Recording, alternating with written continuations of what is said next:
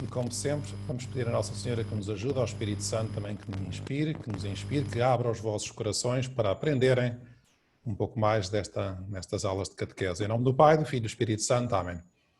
Ave Maria, cheia de graça, o Senhor é convosco, bendita sois vós entre as mulheres, bendito é o fruto do vosso ventre, Jesus. Santa Maria, Mãe de Deus, rogai por nós, pecadores, agora e na hora da nossa morte. Amém. Então, mais uma vez, muito bom dia a todos. Estão todos com boa cara, apesar dos vírus, está tudo com boa cara. E vamos na quarta sessão, estamos agora na quarta sessão e eu queria só fazer um breve resumo do que se passou até agora. Mais uma vez, eu gosto de fazer sempre um apanhado do que se passou. Em primeiro lugar, há um aspecto que eu acho que é muito importante, que o Papa, que às vezes se pensa que a fé católica é só discussão. Nós às vezes, entre os vossos colegas, quando estão na faculdade ou noutros sítios, o que é a fé? Vamos falar da igreja, então começa-se a falar se as mulheres podem não ser padres, se podem não usar contraceptivos, se o aborto se pode fazer ou não, se a eutanásia isto ou aquilo, se as missas são em latim ou são em português, e passa-se a vida em discussões desse tipo.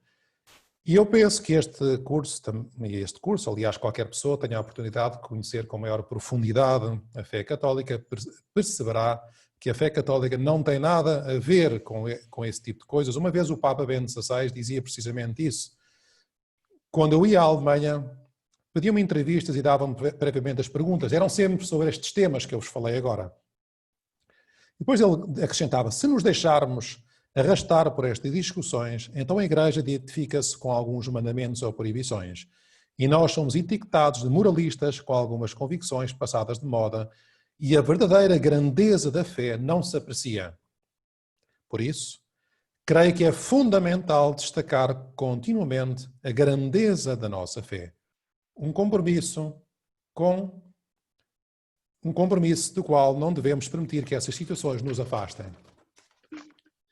Houve aqui um problema, alguém, uma Teresa qualquer, entrou-me para aqui adentro.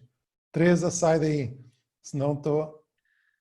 Espera, agora está... Pois, entraste numa reunião, cuidado, tens que entrar com cuidado, estás aqui... És bem-vinda, mas sem... Vocês também estão a ver coisas diferentes no ecrã ou não? Ou sou só eu?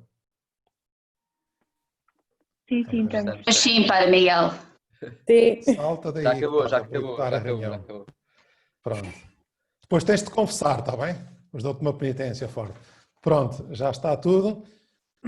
Ou seja, a grandeza da nossa fé. E a grandeza da fé cristã é um aspecto muito importante também, que passa por amar a Jesus Cristo, por conhecer e amar a Jesus Cristo, como o Papa Bento XVI, o Papa Francisco muitas vezes citou esta encíclica do Papa Bento XVI. Mas o Papa dizia, sempre me chamou muita atenção e que a fé, a nossa fé, a fé católica, não é uma teoria, uma filosofia, uma ideia, é um encontro.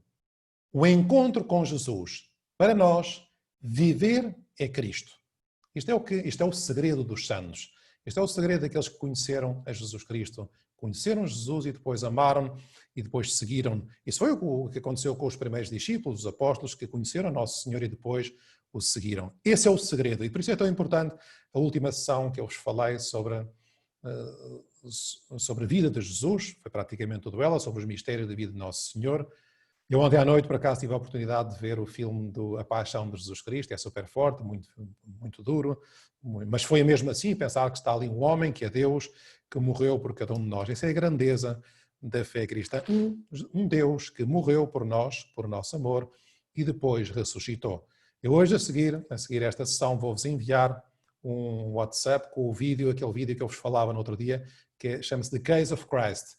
É uma investigação sobre se Jesus ressuscitou ou não. É um filme dado há cerca de 2 anos, um filme cristão, apologético, não sei se é católico, se é protestante, mas o filme é muito bom. É um filme bom para ver no domingo de Páscoa, porque é sobre a ressurreição, sobre se Jesus ressuscitou ou não. É muito interessante, vou-vos mandar o link com legendas em inglês, não sei se tem em português, eu também tenho em português, mas isso era mais complicado de enviar. E a nossa fé é isto, é encontrar-nos com o Nosso Senhor, encontrarmos com Jesus na oração, nos sacramentos, na liturgia da Igreja, através das outras pessoas, dos pais, dos irmãos, encontramos com Jesus também através da leitura do Evangelho, conhecendo a vida de Nosso Senhor.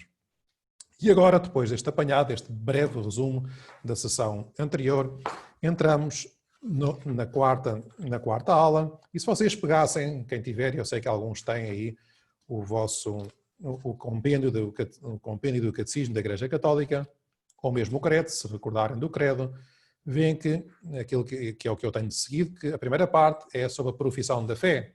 Fala do homem capaz de Deus, o Deus vem contra o homem, a resposta do homem é Deus, e depois começámos a ver os símbolos da fé, ou seja, o credo. Vimos o creio em Deus Pai, a criação, do céu e da terra, o homem, o pecado original. Depois falámos de Jesus Cristo e agora, nesta terceira aula, vamos falar daquilo que está, pelo menos na minha edição do compêndio, não sei se é a vossa, se calhar algumas estão a ver na internet e alguns, a partir da página 67, quando diz creio no Espírito Santo. Creio no Espírito Santo, que está também a partir da página do ponto número 136 do compêndio do Catecismo da Igreja. E vamos então começar agora a falar, já falámos do Pai, Deus Pai, Criador, do Filho, Redentor, e agora do Espírito Santo, que nós dizemos muitas vezes, o Espírito Santo Redentor, o Pai Criador, o Filho Redentor, o Espírito Santo, o Santificador. Crer no Espírito Santo, diz no ponto 136, é professar a terceira pessoa da Santíssima Trindade. Nós dizemos sempre em nome do Pai, do Filho e do Espírito Santo. Três pessoas divinas, um só Deus, um mistério de comunhão de amor que Deus revelou, que Deus nos revelou, que nós não podemos entender, podemos, de certa forma, perceber até a algum ponto.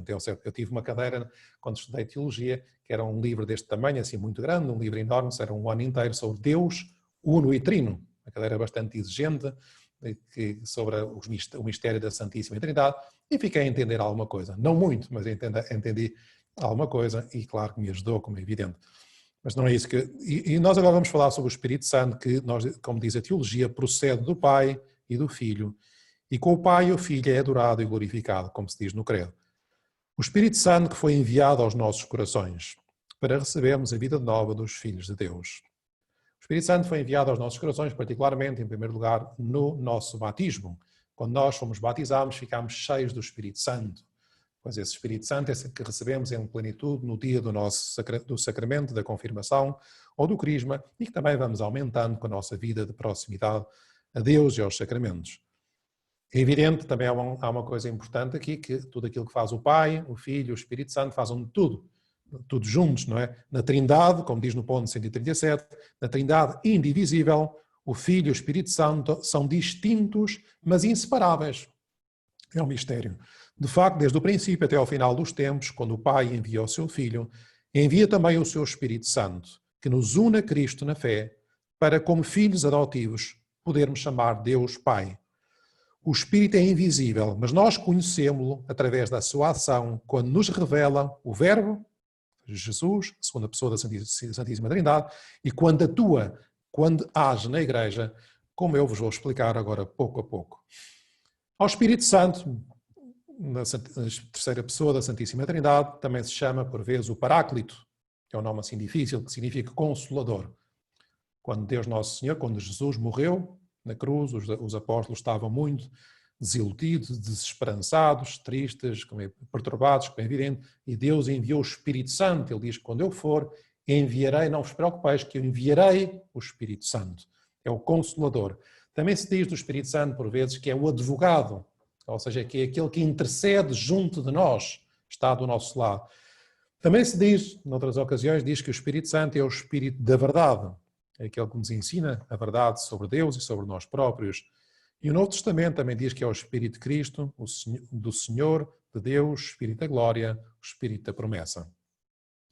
E é muitas vezes representado, se eu agora pudesse estar numa aula na presença com cada um de vocês, como é que se representa o Espírito Santo? Eu acho que todos eram capazes de dizer a principal ideia é o Espírito Santo está representado na pomba. Na pomba, costuma ser assim. Muitas vezes também é essa pomba que desce sobre Cristo e permanece sobre ele no batismo de Jesus. Outras vezes também se diz que o Espírito Santo é a água viva que jorra do coração trespassado de Cristo. Não sei se viram também o filme da Paixão, quando aquele soldado atravessa o lado, o peito de Jesus com uma lança, dali jorra sangue e água. E diz também que dali nascem os sacramentos da Igreja, dali vem o Espírito Santo para nos ajudar. Também se diz que o Espírito Santo às vezes se representa, o outro símbolo é a unção com o óleo. Essa é a razão pela qual no batismo e também no sacramento da confirmação ou do crisma, e também no sacramento da ordem, como quando os padres se tornam sacerdotes, e também no sacramento da unção dos enfermos, o padre ou o bispo usa o óleo do crisma, que significa a unção, a consagração no Espírito Santo. Também se representa outro símbolo do Espírito Santo, é o fogo, ou nuvem obscura e luminosa, na qual se revela a glória divina. E outras vezes também se representa o Espírito Santo, outro símbolo é a imposição das mãos. Quando o padre, por exemplo, impõe as mãos, quando levanta as mãos, no sacramento, quando está a confessar uma pessoa, levanta as mãos, impõe as mãos, ou quando impõe as mãos, por exemplo, na consagração, na Santa Missa, quando também impomos as mãos, estamos ali, é o símbolo da invocação do Espírito Santo, da descida do Espírito Santo sobre os dons do pão e do vinho, para consagrá-los em corpo e sangue de nosso Senhor Jesus Cristo. E o Espírito Santo falou pelos profetas, ou seja, antes de Jesus nascer, falou através de uns homens escolhidos por Deus, que falaram em nome de Deus, anunciaram aquele que havia de vir, que era o Messias, Jesus Cristo. Depois falou através de João Batista, o primo de Jesus, como diz a Sagrada Escritura, era o homem cheio do Espírito Santo, enviado para preparar o Senhor, a vinda de Jesus Cristo, e aquele sobre o qual Jesus Cristo era aquele sobre o qual viu o Espírito Santo descer e permanecer. É aquele que batiza no Espírito.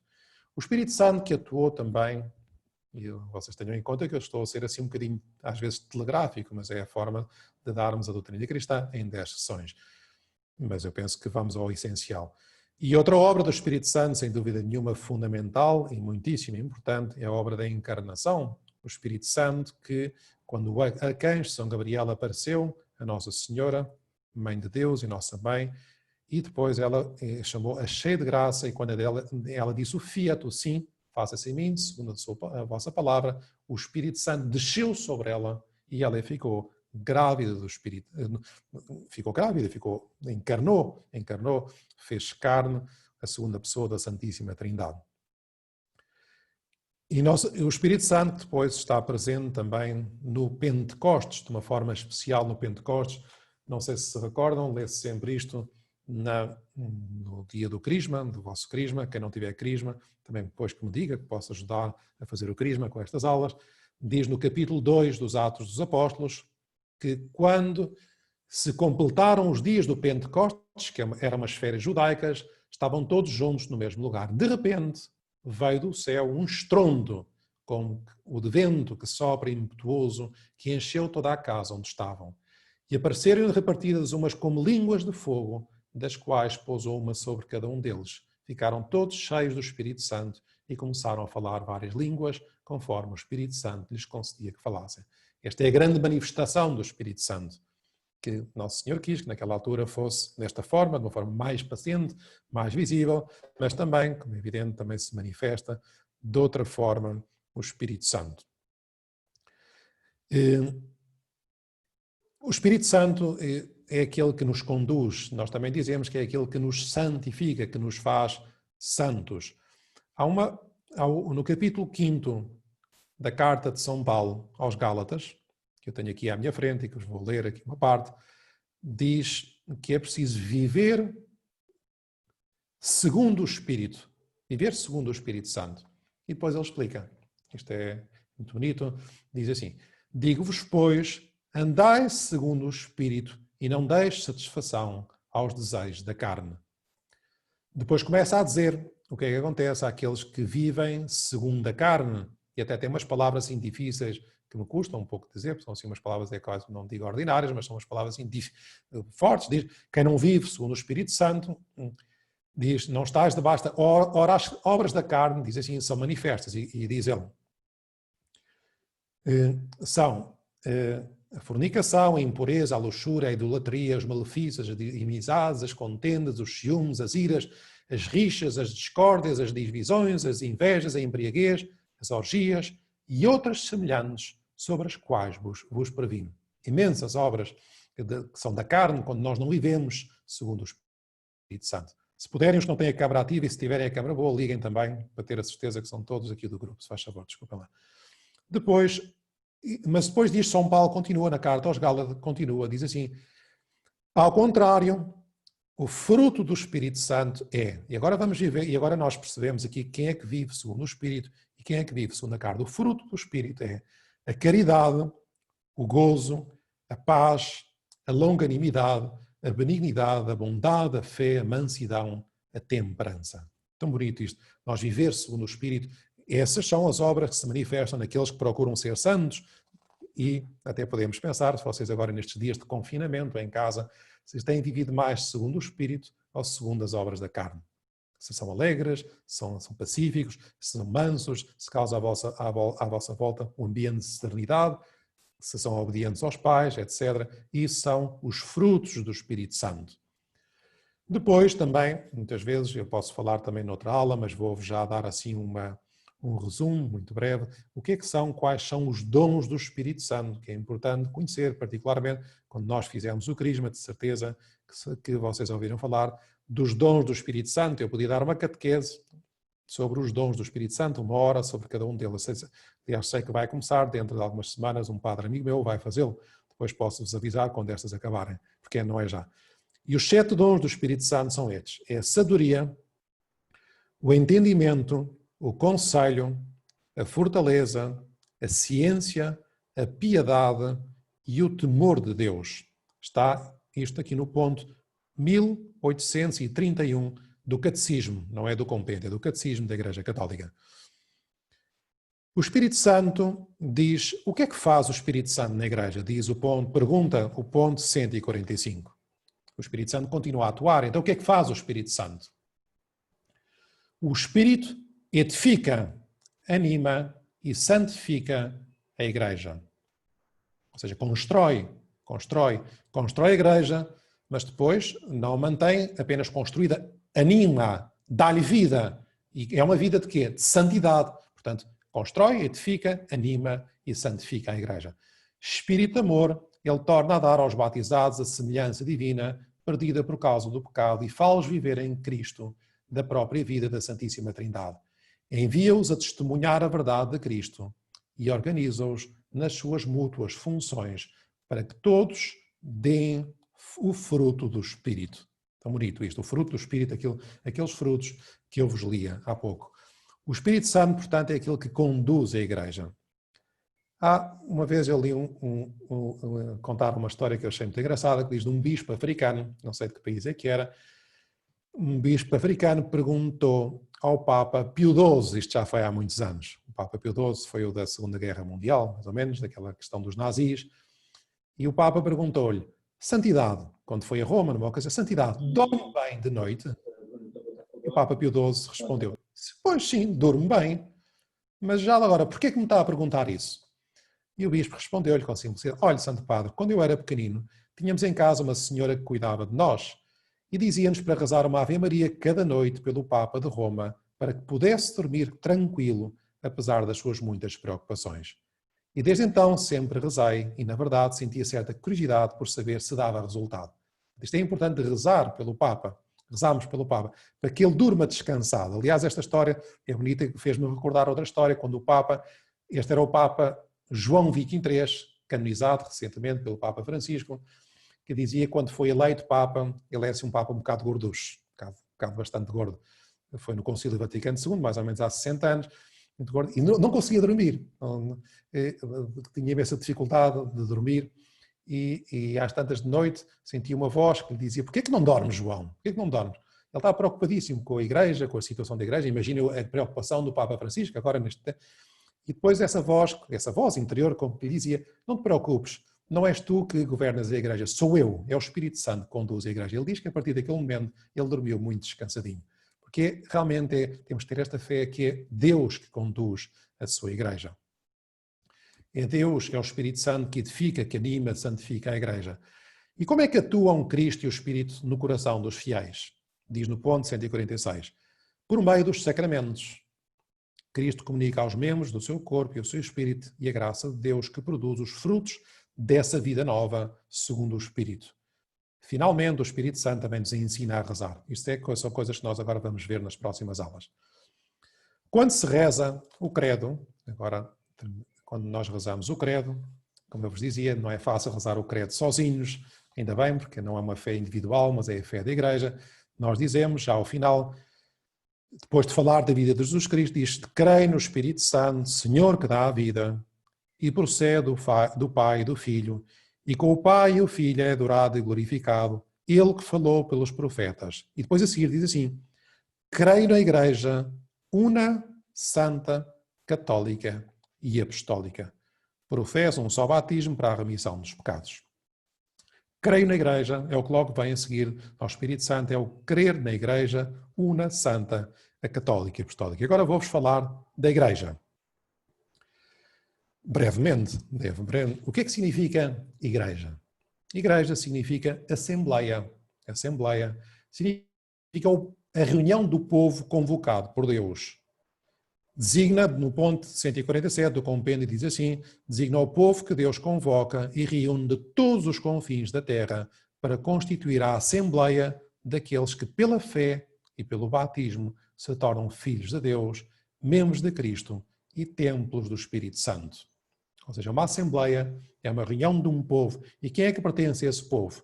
Aqueles que foram batizados e, portanto, se tornaram filhos de Deus, e porque são filhos de Deus, são membros de Cristo e templos do Espírito Santo, porque o Espírito Santo habita em nós, nos nossos corações. A Igreja, na Bíblia, tem várias designações também. Muitas vezes diz-se, a Bíblia refere-se à Igreja como um povo de Deus. Antes de vir Jesus Cristo à Terra, a Igreja era o povo de Israel, no seio do qual Deus preparou a vinda do Redentor. Também se fala da Igreja como o corpo de Cristo. Muitas vezes diz-se que há um corpo do qual a cabeça é Nosso Senhor e nós somos os seus membros. Muitas vezes fala-se do corpo místico de Cristo, o que é a Igreja ao qual nós pertencemos. Também se pode dizer, há outras imagens na Bíblia que se referem à Igreja como o redil, um rebanho, nós somos as ovelhas, Jesus Cristo é o pastor. Também há outras imagens que têm a ver com mais retiradas da vida agrícola, e fala-se do campo e da oliveira e da vinha e dos ramos que nós temos que estar, somos os ramos que temos de estar unidos à vida, senão morremos. Também se fala da Igreja como uma morada, ou como uma pedra, ou como um templo, é como um templo, e nós somos pedras vivas desse templo do Espírito Santo, como vocês sabem, como já ouviram falar muitas vezes na Igreja. Também há outras imagens mais familiares que se fala da Igreja como esposa de Cristo, como mãe dos fiéis, também, como a família dos cristãos, no qual Deus é Pai e nós somos todos irmãos pelo batismo. A Igreja foi, como os dizia, como diz o ponto 149, foi preparada na antiga aliança com a escolha do povo de Israel, que é um sinal da Igreja, dos batizados. Foi fundada pelas palavras e pelas ações de Jesus Cristo. Foi realizada, sobretudo, mediante a sua morte redentora e a sua ressurreição. Ou seja, Jesus Cristo fez a Igreja ao longo da sua vida, mas depois, particularmente agora, neste mistério que estamos a viver nestes dias, e foi depois manifestada como mistério de salvação pela efusão do Espírito Santo no dia do Pentecostes. Temos aqui várias etapas, por assim dizer, e depois disto também terá a sua realização plena no final dos tempos. Ou seja, não acaba aqui, acabará no final dos tempos. Qual é que é a missão da Igreja? A missão da Igreja é instaurar e anunciar o reino de Cristo nesta terra. O reino de Deus instaurado por Jesus Cristo. Ou seja, é o germen e o início deste reino, que é um reino de salvação. Ou seja, porquê que Jesus Cristo veio à Terra? Para nos salvar a todos, para que possamos entrar depois um dia no céu, para que possamos ser santos. Mas esta salvação não termina com a morte de Jesus Cristo, continua através dos apóstolos, dos bispos. Os apóstolos são os primeiros bispos, e dos presbíteros, dos sacerdotes, e de qualquer cristão, como é evidente, ao longo dos tempos. Por isso Jesus Cristo dizia que era preciso anunciar o Evangelho até ao final dos tempos. A Igreja, há um aspecto também que importa sublinhar, que é um aspecto também importante, que a Igreja é mistério. Há coisas que nós vemos na Igreja, há outras que nós não os podemos ver. Há coisas que entendemos. Ou seja, a Igreja, como diz o ponto 151, É mistério enquanto na sua realidade visível está presente e operante uma realidade espiritual que se descobre unicamente aos olhos da fé. Ou seja, nós podemos, por exemplo, a igreja está presente aonde? No Papa, nós vemos o Papa. A igreja está presente naquele bispo. A igreja está presente na Praça de São Pedro, na Basílica de São Pedro. A igreja está presente na paróquia a qual vocês pertencem. A igreja está presente no Padre Miguel Cabral, por exemplo. A igreja está presente em cada um de vocês que são batizados. Mas depois a igreja está presente, essa é a realidade visível. Mas depois há uma realidade invisível da igreja, que é que nós só descobrimos com os olhos da fé. Por exemplo, a igreja está presente nos sacramentos, quando o padre derrama água sobre a cabeça de uma criança e diz: eu te batizo em nome do Pai e do Filho e do Espírito Santo. Ali, por detrás, por assim dizer, escondido naquela água e nas palavras do sacerdote, há uma realidade invisível que está a atuar e que faz daquela criatura, daquela criança, pelo batismo, a transforma, torna um filho de Deus. Ou seja, há a igreja, aquilo que nós vemos, por assim dizer, na igreja é como se fosse a ponta do iceberg. Às vezes a ponta do iceberg cá fora e por debaixo está uma quantidade enorme de gelo. E o que isso significa? É a atuação do Espírito Santo nos sacramentos. E a atuação, por exemplo, do Espírito Santo agora nos vossos corações. Eu estou a dizer coisas que se calhar vos estão a suscitar pensamentos. É a atuação do Espírito Santo quando nós, por exemplo, temos uma briga ou temos uma bulha lá em casa com o irmão e o Espírito Santo diz: perdoa, deixa-te coisas, não sejas orgulhoso, perdoa aquela pessoa, e nós procuramos perdoar. E se a igreja atua, o Espírito Santo atua dessa forma também invisível, atua também, por exemplo, a igreja atua, o Espírito Santo atua na igreja, por exemplo, na nossa oração, quando nós rezamos, também nos inspira. E a igreja tem portanto, esta realidade visível e a realidade invisível. Quais são as características do povo de Deus, da igreja? Diz no ponto 154 do compêndio: este povo, de que nos tornamos membros mediante a fé em Cristo e o batismo, tem por origem Deus Pai, por cabeça Deus Filho, Jesus Cristo, por condição a dignidade e liberdade dos filhos de Deus, por lei, um mandamento novo do amor, por missão a de ser o sal da terra e a luz do mundo, e por fim, o reino de Deus, já iniciado na terra. A igreja é, portanto, este corpo do qual Cristo é cabeça, do qual depois nós somos todos membros. E a igreja é designada também templo do Espírito Santo, porque o Espírito Santo reside no corpo, que é a igreja, e na sua cabeça, nos seus membros. E é o Espírito Santo que vai edificá-la. E por isto também dá-nos uma grande segurança, por assim dizer, uma grande certeza, porque Deus, nosso Senhor, está perto de nós, está junto a nós, prometeu a assistência do seu Espírito até ao final dos tempos. Jesus Cristo dizia: as portas do inferno não prevalecerão contra a minha igreja. Ou seja, podem vir catástrofes, podem vir confusões, podem vir, como aconteceu, e aconteceu o escândalo horrível da pedofilia, e oxalá isso acabe quanto antes, e as padres que fizeram essas coisas horríveis, que se convertem ou que se vão embora quanto antes da igreja, que não fiquem na igreja. Por outro lado, também aproveitava para dizer que esta semana saiu a notícia que o cardeal Pell, australiano, que era um dos principais cardeais da Santa Sé, foi acusado há cerca de 3 anos por um crime horrível de pedofilia, foi julgado e condenado na Austrália. Ele sempre se declarou inocente. Aliás, eu também tive a oportunidade de conhecê-lo quando estava em Roma, parece uma pessoa muito boa. A acusação era estapafúrdia, veio em todos os jornais e esta semana um recurso de apelação que ele fez foi julgado por 7 juízes e foi declarado inocente. Foi uma coisa incrível, coitado, teve que sair de Roma, envelheceu na prisão, esteve preso, um cardeal, sem poder celebrar a missa, e agora já ninguém fala, quer dizer, vem em alguns meios de comunicação, mas não veio na quantidade com que veio quando foi acusado de pedofilia. Mas é verdade que na igreja há coisas que estão mal. Uma vez, há uma história que o Napoleão, os exércitos de Napoleão, queria destruir a igreja e foi ter com o secretário de Estado, o Papa Pio VII, e dizia que era preciso assinar determinados documentos. Se não assinassem esses documentos de cedência da igreja ao Império de Napoleão, ele destruiria a igreja. Ao que o secretário do Papa respondeu: Majestade, se os papas, cardeais, bispos e padres não conseguiram destruir a igreja em 19 séculos, como é que Vossa Alteza espera consegui-lo durante os anos da sua vida? Ou seja, não somos nós, não é o Papa, não é o Bispo, não somos nós que destruímos a Igreja. Deus, nosso Senhor, prometeu a sua assistência para sempre. E há agora 4 características, já estou a ver que estou-me a atrasar nesta aula, mas pronto, vocês também não têm nada para fazer hoje, mas não está no final do tempo, mas já estou a ver que me estou a atrasar. A Igreja tem, se vos disserem quais são as notas da Igreja, ou as características da Igreja, quais são aquelas características que definem a nossa Igreja. É aquilo que nós dizemos do credo. Creio na Igreja, una, santa, católica e apostólica. E agora é preciso saber o que é que isto significa. Una, santa, católica e apostólica, que é o que eu vou agora explicar. Porquê que a Igreja é una, diz o ponto 161? A Igreja é una porque tem como origem, modelo, a unidade, a trindade das pessoas de um só Deus. Porque tem como fundador e cabeça Jesus Cristo, porque tem como alma o Espírito Santo, porque tem apenas uma fé, uma só vida de sacramentos, uma única sucessão apostólica, uma só esperança, a mesma caridade. Ou seja, em resumo, a Igreja é una porquê? Porque tem um único fundador e tem uma única fé.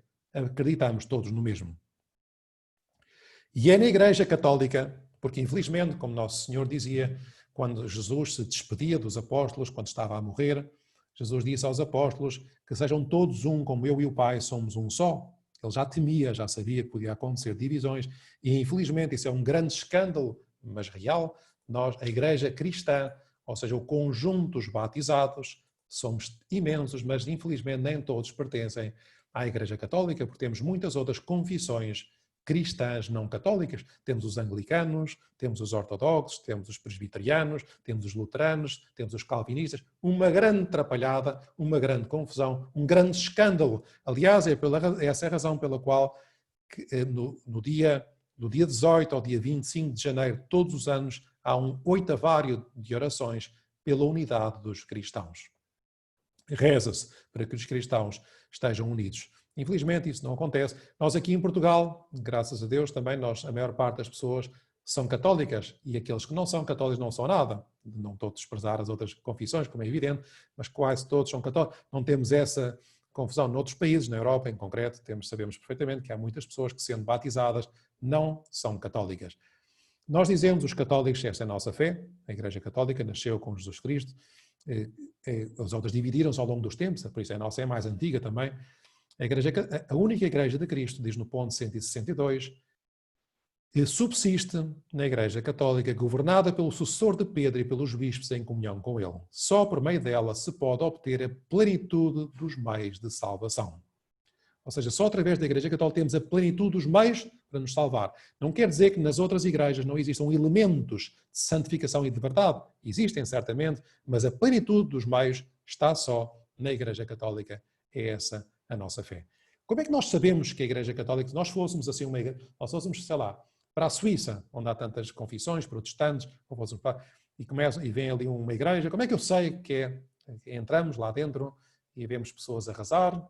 E há uma coisa importante que nos permite dizer qual é a nossa igreja, é em quem é que a Igreja Católica é o que tem o Papa, é aquela que está unida ao Papa.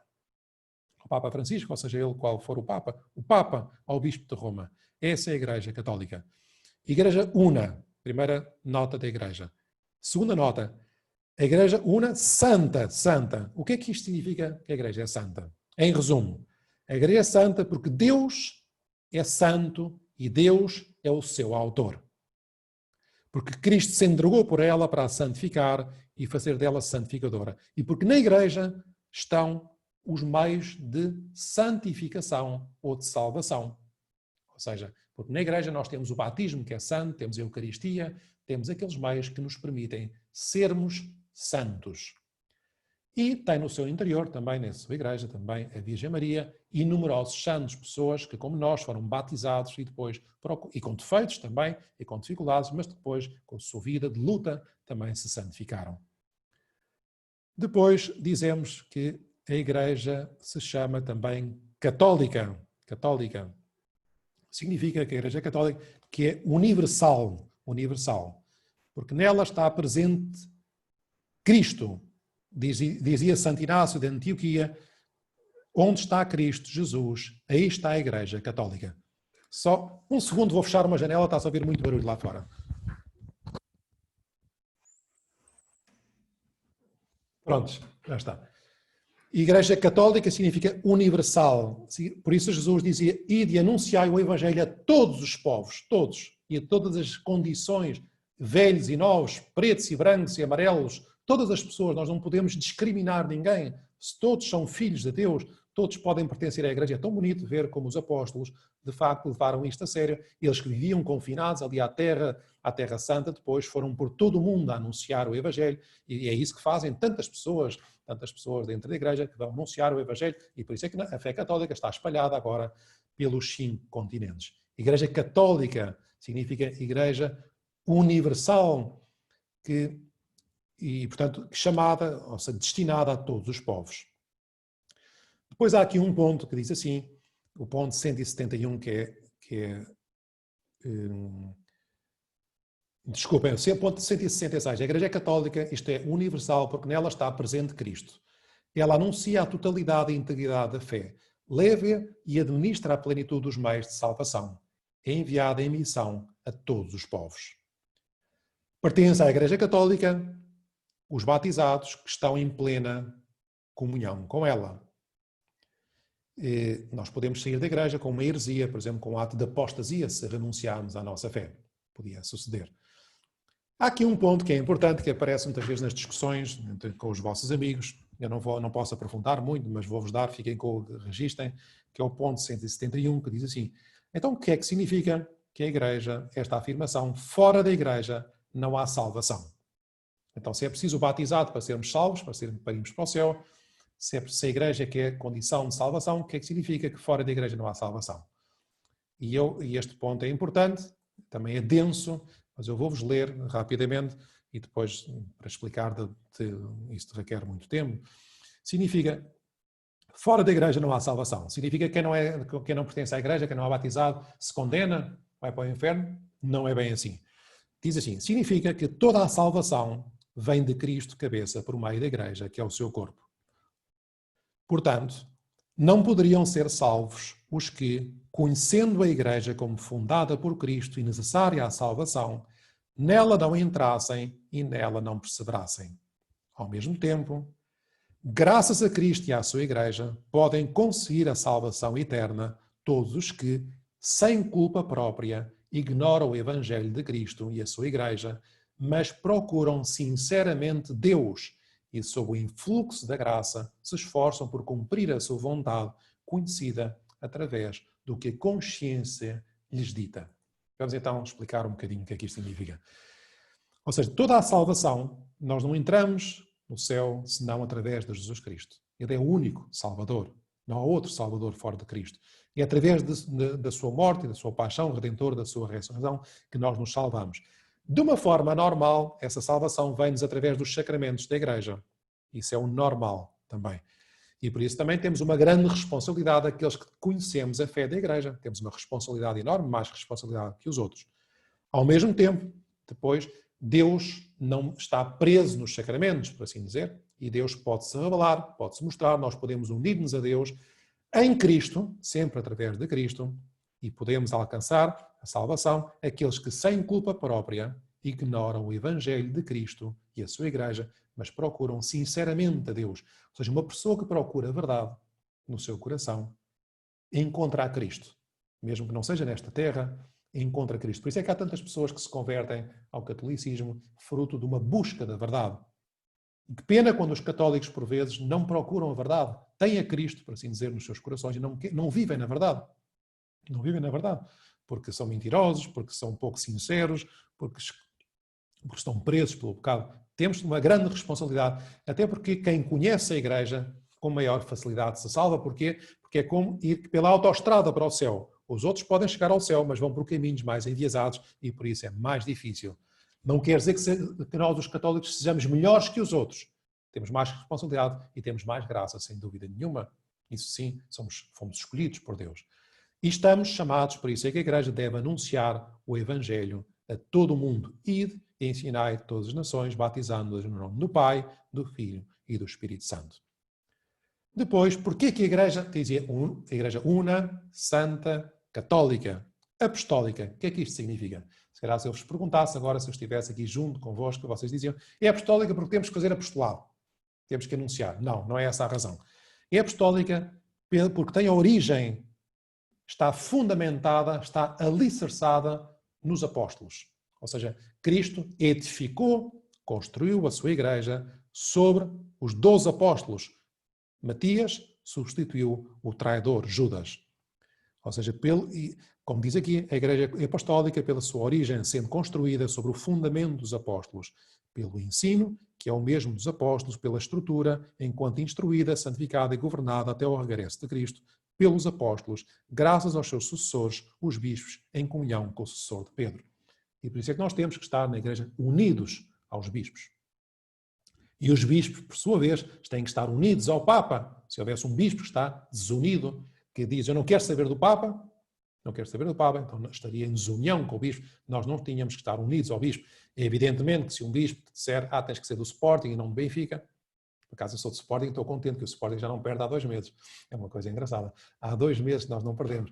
Mas se o Dom Manuel Clemente, tens que ser do Benfica, não pode obedecer uma coisa dessas. Eu não tenho que obedecer nisso. Mas, evidentemente, se ele me diz que eu tenho que obedecer uma coisa mais séria, isso eu tenho que obedecer, como é evidente. Eu estou fora da igreja. E estes bispos, até nós sabemos que isto é uma sucessão apostólica. Está escrita até nos documentos da igreja, que este bispo, Manuel, João, foi ordenado por outro bispo, ordenado por outro bispo, e há uma linha sucessória que se sabe que chega aos apóstolos.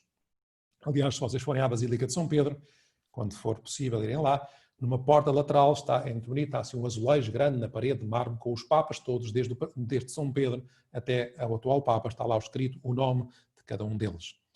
E nesta igreja, nesta nossa igreja, nós incorporamos para nos salvarmos pelo batismo, e na igreja é uma estrutura hierárquica. O que é que isto quer dizer? Não é uma democracia. Todos temos igual dignidade. A Maria, a Joana, o António, o Manel têm a obrigação de ser santo, como o Papa Francisco, como o Papa Bento XVI, como João Paulo II, todos igual dignidade, sem dúvida nenhuma. Mas hierárquica, não temos todos o mesmo voto, quem manda é o Papa e os bispos. E o mandato, ao mesmo tempo, é um mandato de serviço. O título do Papa é o servo dos servos de Deus. Mandar é serviço. Mandar é servir, como é evidente. Mas manda. É ele que determina qual é a nossa fé, aquilo que nós devemos acreditar. Mas depois temos todos também, há uma hierarquia à qual pertencem os fiéis. Todos são fiéis. Se o Papa não fosse fiel, era infiel, como é evidente. Os fiéis são os batizados.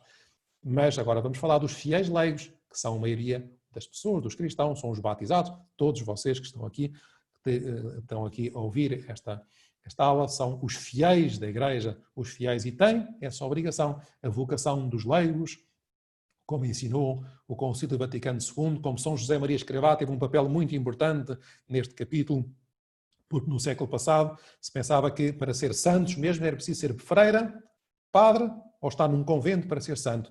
E Deus Nosso Senhor ensinou, como que inspirou São José Maria Escrivá, e foi ele que, por isso alguns papas disseram que foi o precursor do Concílio Vaticano II, nesta mensagem do chamamento universal à santidade. Foi ele que veio dizer, não só os padres podem ser santos, nem os bispos, mas qualquer batizado não só pode, como tem a obrigação de ser santo. Todos. E é tão bonita também esta exortação apostólica que o Papa Francisco escreveu há 2 ou 3 anos, sobre o chamamento universal à santidade, se chama Santidade no Meio do Mundo. Alegrai-vos e exultai-vos. É uma breve, mas fala sobre os santos da porta ao lado. Aqueles santos normais, os santos como vocês. Os santos filhos, irmãos, que estão em casa, que estão com aulas online. Essa é a santidade que é necessária, fundamental na igreja. Outra coisa será olhar para a igreja e ver a igreja de um ponto de vista clerical, que a igreja o que importa é as freiras e os bispos. É um disparate. E os bispos e os padres. Não. Até quando há pessoas que gostam demasiado de padres, eu até acho... Pronto, nós devemos gostar, ter veneração, rezar por eles, mas calma, nada de exageros, nada de reza, mas é que eles sejam santos e que saibam se entregar pelo reino de Deus. Pronto, mais coisas. E depois, nós dizemos também no Catecismo, creio na Igreja, diz creio na comunhão dos santos. O que é a comunhão dos santos? Que sorte que vocês têm, que eu não possa fazer perguntas, senão ia-se ver a vossa ignorância. Estou a brincar. Comunhão dos santos significa que estamos todos unidos. Como estamos unidos a Cristo, estamos unidos entre nós. É como uns vasos comunicantes, que se estuda na química. Ou seja, quando eu sou mais santo, quando eu rezo mais, vocês são mais santos. Quando eu faço pecados, vocês também ficam pior e vice-versa. Estamos todos unidos uns aos outros. Isso é muito importante. É uma dimensão espetacular nós saber que nós participamos todos dos mesmos meios de santificação na igreja, todos da mesma comunhão, do mesmo corpo, quando vamos à igreja, recebemos a Eucaristia, mas ao mesmo tempo estamos todos unidos, porque unidos a Cristo, peregrinos nesta terra, juntamente com os que já partiram também, estamos unidos entre nós e por isso podemos pedir coisas aos santos. Por isso podemos rezar entre nós, rezar uns pelos outros. Se nós estivéssemos unidos, não fazia sentido nenhum dizer, ora, eu vou rezar por ti na missa. Ora, eu hoje não rezei para vocês na missa, sabem porquê? Vou-vos dizer.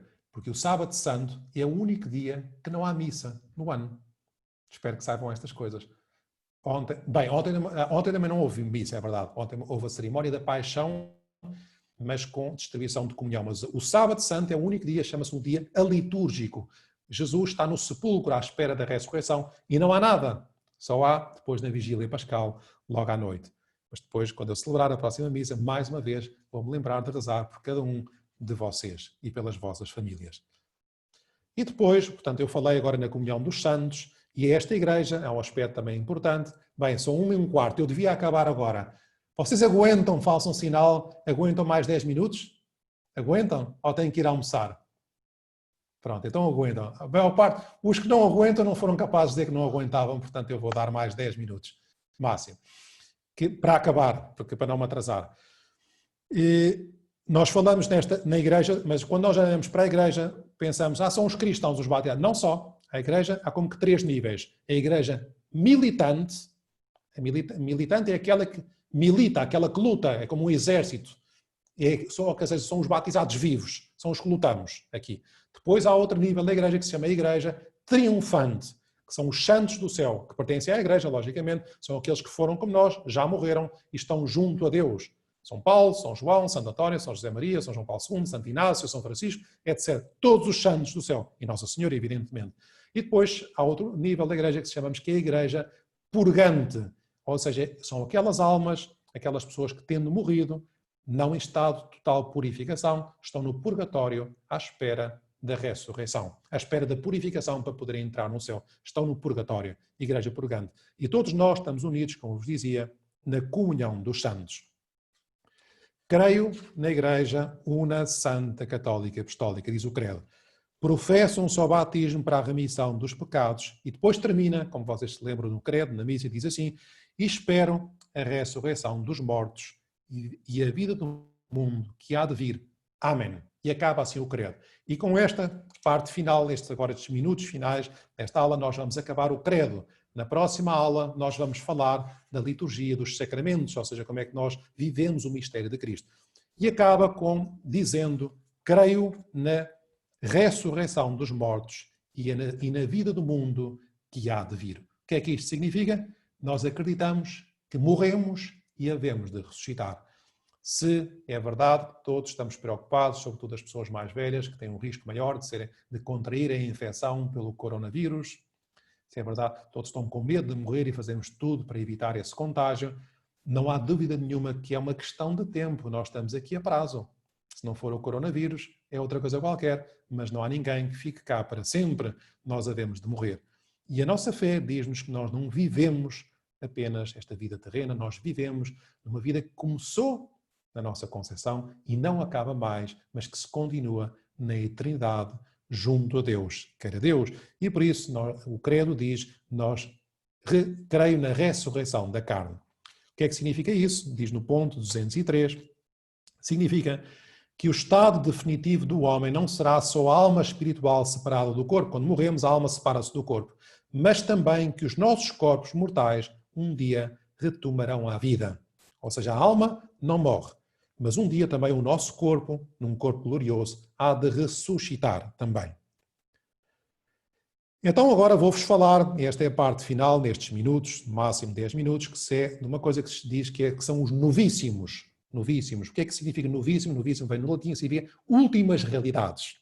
Significa do final. Nós falámos desde a criação e agora estamos no final. O final que é a morte, nós morremos. E o que é que acontece depois da morte? Hoje em dia, infelizmente, há muitas pessoas que não acreditam. Não deixem de ser apóstolos, de anunciar o Evangelho, sobretudo com a vossa vida. E porquê que há, às vezes pensando, porquê que há uma crise de fé tão grande? A crise de fé é uma crise de esperança. As pessoas não acreditam porque não têm esperança. Ou melhor, porque põem a sua esperança toda cá, embaixo, nesta vida terrena. Se nós pusermos a nossa esperança na vida eterna, naquilo que há de vir, então nós teremos fé. Se não existe esperança depois desta vida, então porquê que eu hei de ter fé? Então para isso, vale tudo. Que eu me divirto, comer e beber, que amanhã morrerei, e também por isso eu posso aprovar a eutanásia, etc. Porquê que a pessoa está a sofrer, porquê que não hei de matá-la? Porque eu não tenho esperança na vida eterna. Nós um dia havemos de morrer. Com a morte, são muito bonitos os pontos do compêndio, se quiserem reler, porque eu vou ter que passar a falar muito depressa, os pontos do compêndio e os pontos do catecismo da Igreja Católica, que não são muitos, leiam estes pontos que são muito bonitos. Diz assim, com a morte, o que é que sucede ao nosso corpo e à nossa alma? Com a morte, separação da alma e do corpo, o corpo cai na corrupção, enquanto a alma, que é imortal, vai ao encontro do julgamento divino e espera reunir-se ao corpo quando este, transformado, ressuscitar no regresso do Senhor. Ou seja, a alma separa-se do corpo e vai ser julgada. Nós vamos ser julgados por Deus. Não sei se recordam, no capítulo 25 do Evangelho de São Mateus, há um juízo e Deus diz, vai separar as ovelhas dos cabritos. Pronto, é uma imagem simbólica, como é evidente. E o que nós temos que pedir a Deus é a graça. E nós dizemos, Ave Maria também, não nos deixeis que querem entender Ave Maria. Santa Maria, Mãe de Deus, rogai por nós, pecadores, agora e na hora da nossa morte. Amém. Dizemos na Ave Maria. E o que devemos pedir a Nossa Senhora é, sobretudo, um morrer na graça de Deus. Ou seja, morrer unidos a Deus, que quando nós morrêssemos, estivéssemos com a alma purificada. Se morrermos com Ele, também com Ele viveremos, diz São Paulo na segunda carta a Timóteo. Morrer na graça de Deus. Isto é o mais importante. Nós acreditamos na ressurreição. Por isso é que nos cemitérios, os cemitérios ao contrário das necrópolis dos pagãos, ou seja, daqueles que não têm fé, se vocês forem a Roma e forem visitar os cemitérios antigos, também chamado necrópolis, necrópolis significa necropolis. Necro significa morte. Necropolis, cidade. Eles diziam que aquilo era a cidade dos mortos. E os símbolos são todos símbolos tétricos, de caveiras, ossos, de coisas da morte. E ao contrário dos cemitérios cristãos, que têm, sobretudo os primeiros cristãos, que têm símbolos de vida. O pavão, que significa a ressurreição, tem o peixe, que tem a vida, tem o pão da vida, etc. Tem muitos símbolos que significam sinais de vida. Porque é que nós acreditamos que não morremos, que nós nascemos para a outra vida, que é a vida eterna. Mas quando morremos, nós somos julgados imediatamente. Haverá um juízo final, no final dos tempos, quando o mundo acabar. Mas antes há um juízo particular no qual seremos retribuídos imediatamente, depois da morte. Deus recebe-nos na sua alma imortal e vamos ser julgados segundo as nossas obras e a nossa fé. E desse juízo há 3 sentenças possíveis. Isto é a nossa fé, não é a história da carochinha. Isto é o que nós acreditamos e por isso Deus nos vai salvar por isso. Há 3 sentenças possíveis, ou melhor, há 2 e meia. Ou vamos para o céu, ou vamos para o inferno, ou se não estivermos totalmente purificados, temos que passar algum tempo no purgatório para que nos purifiquemos dos nossos pecados. Aqueles pecados dos quais não nos purificamos ainda na nossa vida através das nossas boas obras. O céu é um espetáculo. O céu nem olho viu, nem ouvido ouviu, nem passou pelo coração do homem aquilo que Deus tem preparado para aqueles que o amam. Nós não podemos entender a maravilha que será estar junto a Deus no céu. Mas vale a pena lutar para um dia estarmos no céu. Um dia, vou-vos contar uma história engraçada que se passou comigo há 2 ou 3 anos. Eu ia celebrar uma missa, ia passar ali no Campo Grande, já ia atrasado. Eu vou muitas vezes pontualmente, não costumo chegar atrasado, mas também não costumo chegar muito antes. É mau, pois dá stress.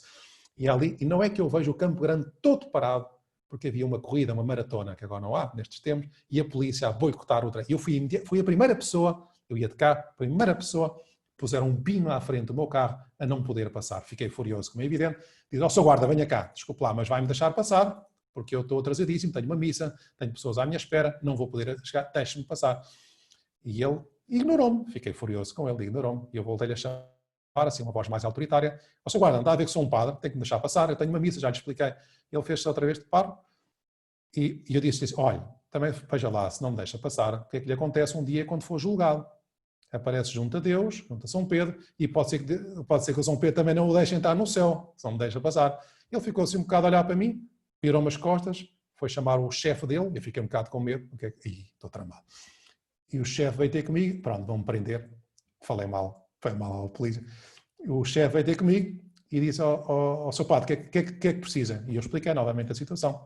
Preciso ir a uma missa, está toda a gente à minha espera, não me vai deixar aqui parado. E ele chamou o batedor da polícia, eu fui como batedor da polícia até à igreja, onde tinha que ir celebrar a missa. Portanto, eu fiquei todo contente. Afinal de contas, não fui preso, levaram-me à igreja. Mas o que é que esta história me lembrei aqui? Porque é que quando nós queremos ir para o céu, nós ultrapassamos os obstáculos todos, as tentações, os pecados, isto. Nós temos é que saber para onde é que vamos. Para onde é que vamos. Se temos dificuldades, mas sabemos para onde vamos, apareça a polícia que aparecer, nós seremos capazes de ultrapassar. Temos é que querer ir para o céu. Por outro lado, há o sentido. Nós temos que saber que podíamos ser condenados, podíamos ir para o inferno. Não sou eu que digo isto. É Jesus Cristo que diz que existe o demónio e o inferno. Para nós dizermos que não existe o inferno, tínhamos que rasgar várias páginas da Bíblia. Em que consiste o inferno, diz aqui no Catecismo? Consiste na condenação eterna daqueles que, por escolha livre, morrem em pecado mortal. Escolha livre. A pena principal do inferno é a eterna separação de Deus, o único em quem o homem encontra a vida e a felicidade para que foi criado. Cristo exprime esta realidade com estas palavras: afastai-vos de mim, malditos, para o fogo eterno. Não podemos querer ir para o inferno. Não, isso não. Deus nos livre. Se o inferno está vazio ou cheio, nós não sabemos. Ninguém sabe. O que nós sabemos é que podemos condenar-nos. E por isso, isto é um apelo à conversão. À conversão. Também o Papa o dizia naquela oração tão bonita da Praça de São Pedro. Temos que viver conscientes que um dia vamos ser julgados. E também podemos passar algum tempo no purgatório. Um dia fui celebrar um enterro de um pai de um amigo meu, um funeral, e o pai dele, que eu acompanhei nos últimos momentos da sua vida, entregou um papel à sua filha mais velha e que quis que fosse lido na missa, a missa de corpo presente. E ela veio-me perguntar se podia ler aquele papel. Habitualmente nós não costumamos deixar essas coisas. Mas pronto, disse, muito bem, leia. E é muito bonito que aquele senhor que eu conhecia muito bem em vida, que morreu com uma doença, que há 4 ou 5 anos, há 4 anos precisamente, dizia, leu a filha mais velha, um papel muito breve, era o recado que ele dizia às pessoas lá, dizia assim, eu até tirei uma fotografia, esse papel que tenho aqui, está aqui com a letra dela, com a letra, diz assim, para ser lido pela Cristina, na missa de corpo presente, pela filha mais velha. Dizia assim, o Senhor, Deus, é o mais importante das nossas vidas. Sejam inteligentes, procedam em conformidade. Ponto final, parágrafo. Mais nada. Achei bonito. Procedam em conformidade. Temos uma grande responsabilidade. Ir para o céu. Querer ir para o céu. O céu é o lugar do amor. O inferno é o lugar do ódio. O lugar do ódio. Há uma representação, há uma história assim bonita, engraçada, que fala do céu como um grande banquete. Jesus Cristo às vezes falava do céu como um banquete.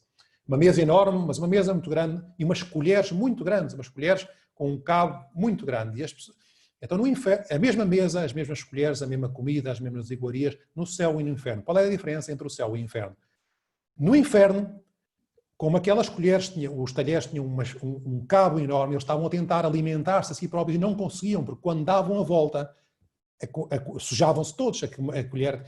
E no céu, exatamente a mesma coisa, mas porque era o lugar de amor, do amor, as pessoas alimentavam-se uns aos outros. Uma pessoa que estava sentada deste lugar da mesa alimentava com aquela mesma colher a pessoa que estava do outro lado da mesa. É o lugar do amor. O inferno é o lugar do egoísmo.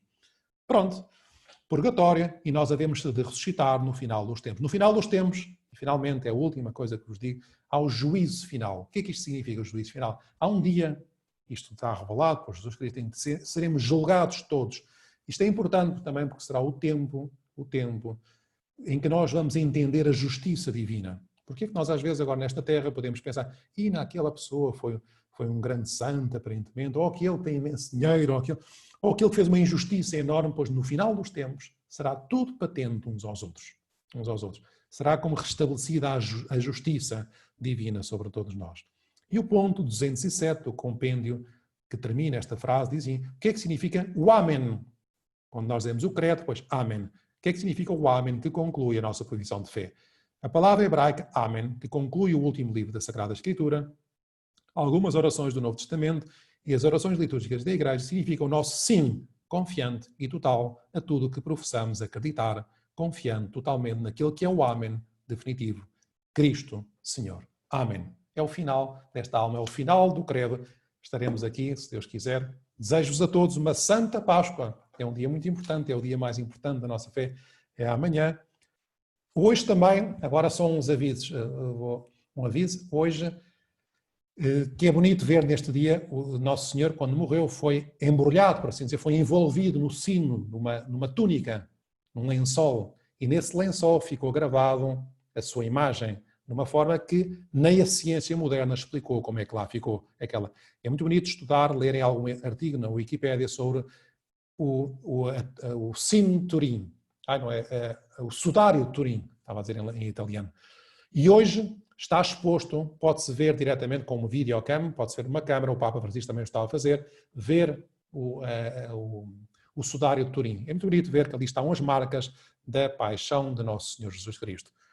E depois vou-vos enviar, como eu dizia, aquele filme The Case of Christ, se quiserem ver, que é muito bonito, sobre a ressurreição. Pronto, vejo todos. Desculpem, a aula hoje foi um bocadinho mais demorada.